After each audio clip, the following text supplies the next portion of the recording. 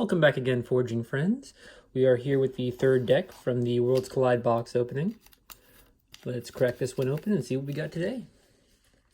And I wanted to thank you guys for some of the kind comments I saw about this series. I think people generally would like to be able to read decks a little bit better, so guessing the SAS on decks is kind of a useful skill that I think everyone would like to get better at, so let's get better at it together. Let's see, all right. In this one, we've got Untamed, Dis, and Shadows. We've got Stalk Dazzle, Spawn of Hemeros. And that is certainly a dazzling Archon. Very cool. I like that. I like the head on that one. It's very, I don't know, it looks like an atom with a nucleus and a bunch of electrons around it. Very cool. All right, let's crack this open and see what we got. All right, dropping down the Archon card. Square it up. We've got, starting off with Untamed, we're starting with Giant Nobel, 5-power creature. After a player chooses an active house, that player destroys an artifact of that house. So it's a bit of a double-edged sword, but depending on what artifacts we have in this deck, maybe not very many, this might just be a great card for some consistent artifact control. Cool. Fangtooth Cavern. An artifact, Amber, when you play it, at the end of your turn, destroy the least powerful creature. Might be good, might be bad. At least we have this guy to get rid of it if needed. Next card, we have a second Fangtooth Cavern. That might be too many Fangtooth Caverns. We'll see. Maybe this deck has a lot of large creatures. Maybe it doesn't. Well, it does have shadows. I guess we'll see. Interesting.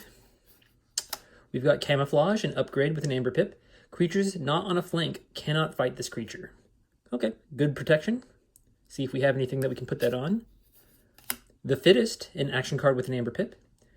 Play, give each friendly creature a +1 power counter. Add some survivability. Not bad.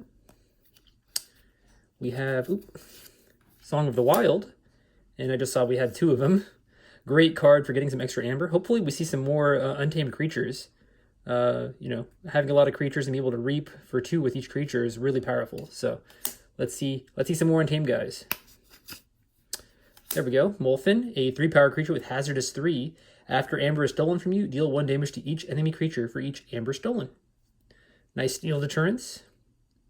Very nice. And we have 2 of him. Very nice. Harmonia, 2-power creature with Elusive. After you play a creature, if there are more enemy creatures than friendly creatures, gain 1. Good come from behind card. Very nice. Ooh, Ghost Talk. With those 2 Song of the Wild, Ghost Talk is fantastic. 2-power creature with Deploy. Play, you may reap with each neighboring creature 1 at a time. Excellent. That'll be a great combo. We've got the Deepwood Druid, a 3-power creature with Deploy. Play, reap, fully heal a neighboring creature. That's okay. I don't know if we'll have like so many great fighters in this deck or things, but you know, some spot healing might be useful. Moving on to Shadows, we have one of my favorite cards, Treasure Map. In Amber, when you play it, if you have not played any other cards this turn, gain 3 Amber. For the remainder of the turn, you may not play cards. You cannot play cards. So this is obviously a very good first turn play when you're going first, as the only card you can play. But also, I've played this a few times in later on in the game when just having a lot of Amber, a big Amber swing like this, can mean a lot. So always like to see this card. Always like to see this card. Next, we have Manchego, a 3-power creature with Play. If you have 5 or fewer cards in your deck, steal 2. Fight Reap, you may shuffle Manchego into your deck. So I've gotten this play effect to work, I think, 1 time in my entire time having played this card. So it's not a great card. You don't want to see this obviously early on, but if you happen to get it later, it could be kind of a nice random factor that wins you the game. We've got Spike Trap, an artifact with an Amber Pip. Omni, sacrifice Spike Trap. If you do, deal 3 damage to each flank creature. So that's yours and your opponent. So we want to see some good creatures with destroyed effects that we can keep on a flank. Dusk Runner is an upgrade with this creature gains Reap, steal 1. Good if you have a ready Shadows creature, just to throw that on to steal an extra card as you reap. Yancey Gang is a creature with 5 power and action, steal, and Amber. Nice card to just constantly stay there. Has a decent amount of power to survive. We've got Ronnie Wrist Clocks, 2-power creature. Play, steal 1 Amber. If your opponent has 7 or more Amber, steal 2 instead. Classic Shadow Steel card.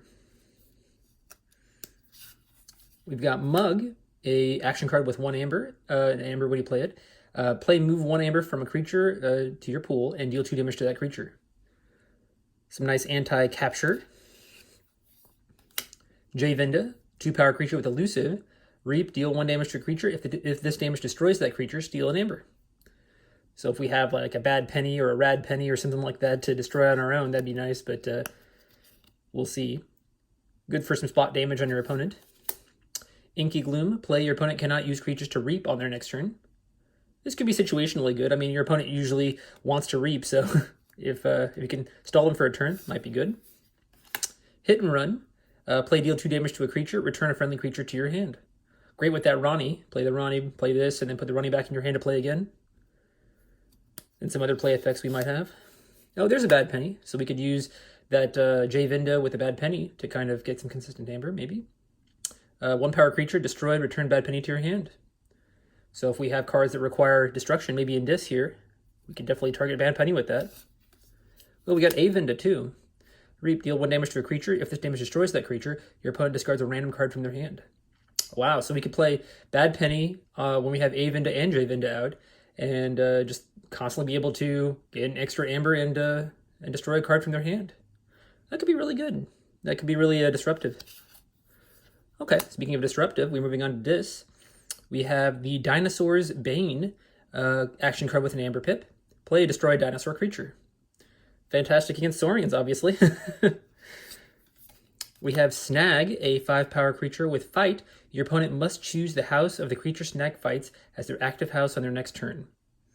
Yeah, pretty good. I mean, if we can just kind of keep them on one house that they may not want to play. The thing is, they'll have creatures out, obviously, unless we destroy it. So, yeah, I think this could be good. A bit of a slow control the weak. Oh, we have 2 of him. That adds to the consistency of that. That's nice. We've got Schuler, a 5 power creature with play. If your opponent has 4 or more amber, steal 1 amber. All right, some light steal like that. Rock Grub, play. Your opponent loses 1 amber and reap, archive Rock Grub. Kind of recurable amber control. Albeit a little bit slower, but not bad. Not Finished With You, an action card with an amber pip. Play, shuffle any number of creatures from your discard pile into your deck. Great to get a second use out of our creatures, but not a card we want to see early. Ooh, Infernus, great creature. 4 power creature, play. Purge up to 2 cards from a discard pile. Your opponent loses amber equal to the total amber bonus of the purged cards. So he's a creature, you get to purge cards, and you make your opponent lose amber. Fantastic card. Great card to have with that Not Finished With You. Get a second use out of him. We've got Inspector, a 2 power creature with destroyed. Purge a random card from your opponent's hand. Always good to disrupt your opponent's hand when you can. Harbinger of Doom, a 2 power creature with 3 armor. Destroyed, destroy each creature. It's good to have 1 board wipe, albeit this one's a little bit slow. Exhume, we can get another use out of our Infernus, which is great. Choose a creature in your discard pile. You may play that creature as if it belonged to the active house it was in your hand. Always a good card to see. And we have 2 of them. Fantastic. And finally, we have Binding Irons. Card that you play, and you give your opponent 3 chains, just to slow him down a little bit. All right. Actually, a pretty good deck. So let's do the counts, and we'll see how we feel about it. I've gone ahead and split up the deck into easily digestible bits. So let's do our counts here. We have creatures. We have 1, 2, 3, 4, 5, 6, 7, 8, 9, 10, 11, 12, 13, 14, 15, 16, 17, 18. That's a good number of creatures. A lot of these have 2 to 3 power, but we have some stronger ones in there too. 1 power there. Okay. 18 creatures, pretty good. Let's do our Amber just by playing a card. We have the Schuler and Ghost Talk in there too. So the Schuler is 1. Ghost Talk is 2 since we have 18 creatures. So that's 3. And since we have a lot of smaller creatures, I don't think I'd play both of these Fangtooths, maybe just 1. So I'll say that's 4 for both of them. 5, 6. We have 5 untamed creatures, so I think we'll count each of these as 1. So hold on. 1, 2, 3, 4, 5, 6, 7, 8, plus 4. That's 12, 13, 14, 15, 16, 17, 18, 19, 20 amber. 18 creatures and 20 amber already. That seems way better than the first two decks. That's kind of incredible. So let's look at our arc kind of breakdown of this.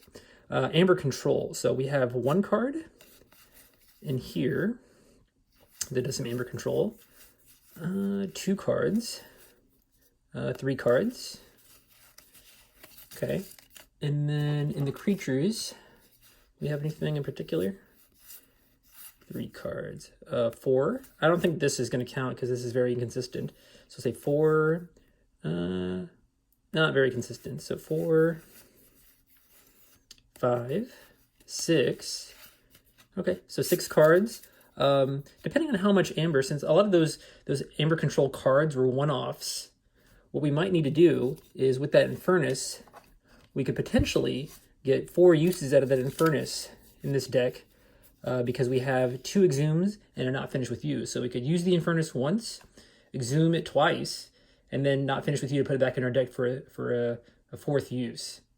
So that'll be if our opponent has like a lot of amber swing.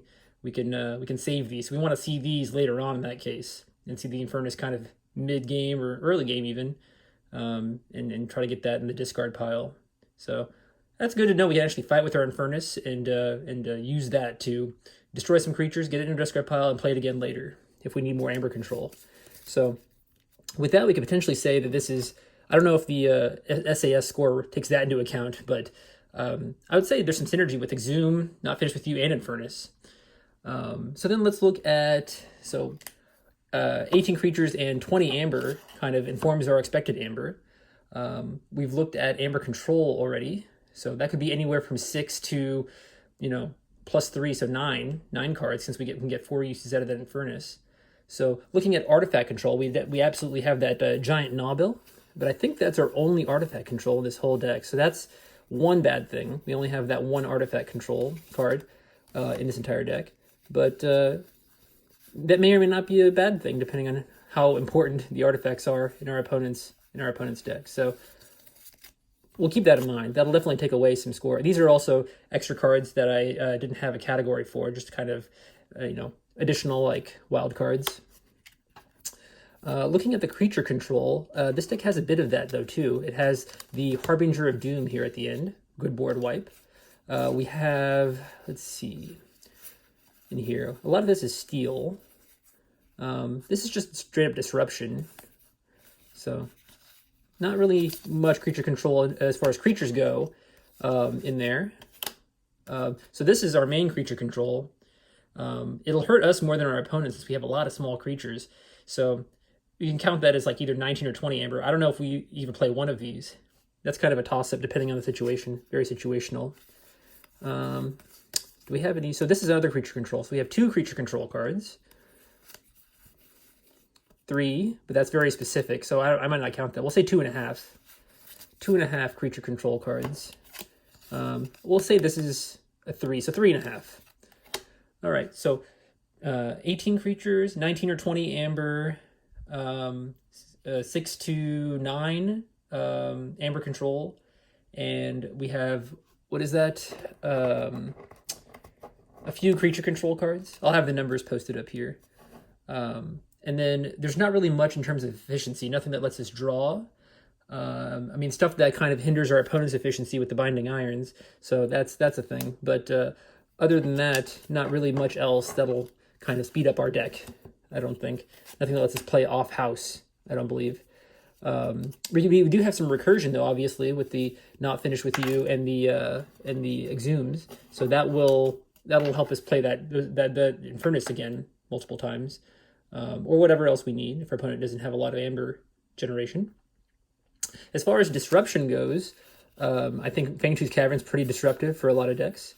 And then we obviously have those 2 snag creatures in our Dis, which are very disruptive. This is disruptive to stealing. We have a few things that are disruptive to stealing, which is nice. I guess you could count these also as creature control since they do a damage. So depending on the creature, they have a lot of small creatures. But then also we have the 2 snags. Okay. So yeah, and that's kind of disruption too since it purges cards. we have a little bit of everything in this deck except for efficiency. So I'm going to say this deck is pretty good. I always kind of overestimate these things, but this deck has a lot of creatures. It has seemingly a lot of Amber generation with not anything that increases our own chains. There's nothing that makes us take chains, and nothing that makes us kind of hinders our ability to reap or to just gain Amber in general. I think there's a lot of things that just boost our Amber in here, so I won't hinder it for that. Nothing that really acts as a chain in our hand, right? I don't think there's anything that I would have to leave in my hand for a very long time. All of these cards can just be played or discarded as soon as they get into my hand, right? So with that said, I'm gonna say that this deck is, I'm gonna say it's a low 70s. I'm gonna go for it. I'm gonna say a 72. I'm gonna say this is a 72 deck. All right, that's my guess. I'll see you at my desktop. All right, guys, welcome back to my desktop. We have the link to the new deck copied. Let's go to import deck and paste that in there, and let's see how we do. So, like I said before, I'm guessing this was a 72.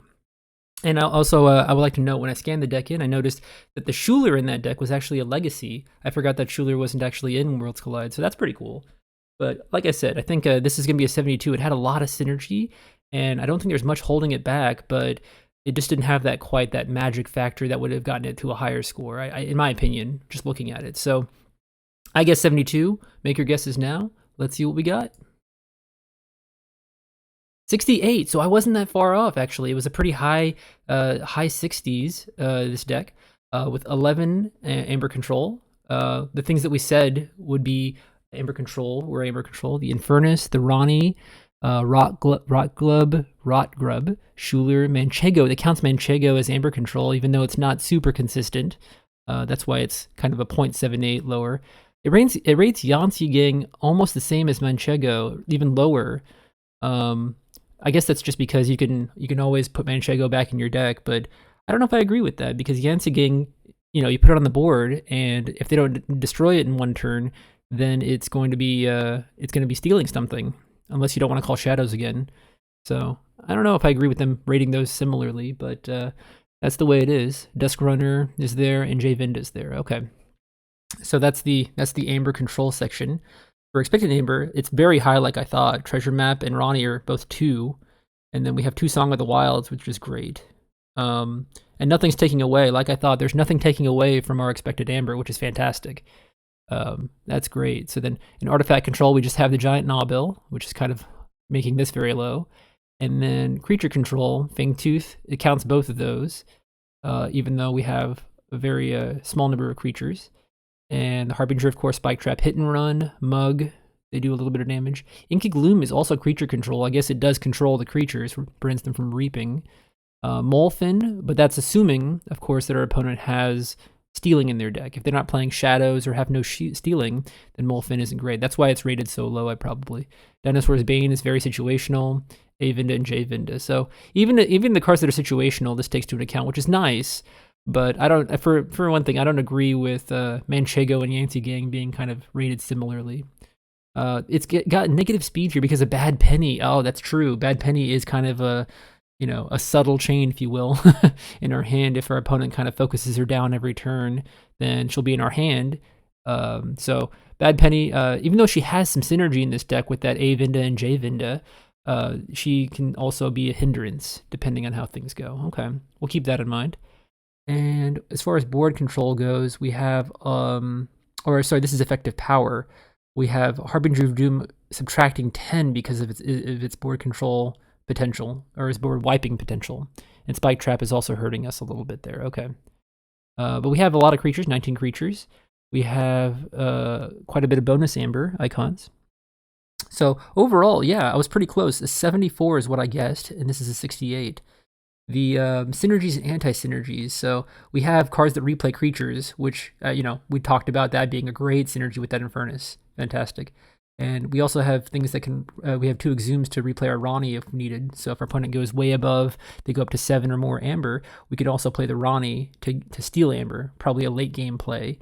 And the Infernus with the Exhumes would probably be a mid game play. Exhume is great. We have things that shuffle the discard, which is an anti-synergy in here. Yeah, well, no. So I don't think we have anything that particularly shuffles the discard, but I think Exhume itself kind of shuffles the discard, which I assume makes it an anti-synergy.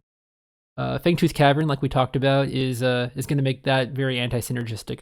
We won't play that very much, but it did count toward our overall expected amber. It yeah, it counted 2 times 0.79 because it's not very likely to be played. In this deck in particular, I think it'd probably be a discard most of the time, unless we're really, we're really succumbing to board wipes quite a lot. So that's another thing to consider. Treasure map's always good. Love to see treasure map. Harmonia is only bad with a low creature count. So yeah, since we don't have a low creature count, that's why it's calling it a little bit bad, just because it wants to be played when there's a higher number of creatures on the opponent's side. So it's a good come from behind card, but other than that, it's just going to be a Reaper, I think. Giant Gnawbell is a bit of anti-synergy since we have artifacts. And Song of the Wild, I think, is great in this deck since we have Ghost Talk as well. Fantastic. We have dinosaurs in this deck. Oh, anyway, it'll be great against a Saurian deck. And Harbinger, we have a high number of creatures, so Harmonia and Harbinger are really good come from behind cards. But overall, I think we assessed this deck pretty good. I think that was the way to do it. And like that's the very cool that Schuler legacy. Very nice to see that. So yeah, I think we'll try to do it this way from now on. We seem to be kind of onto something as far as guessing. I was only 4 off, guessing a 72. How close were you guys? You can leave a comment down below and tell me how close you were. And if you like this content, I appreciate you if you like this video and subscribe. Thanks again. Have a good one, guys.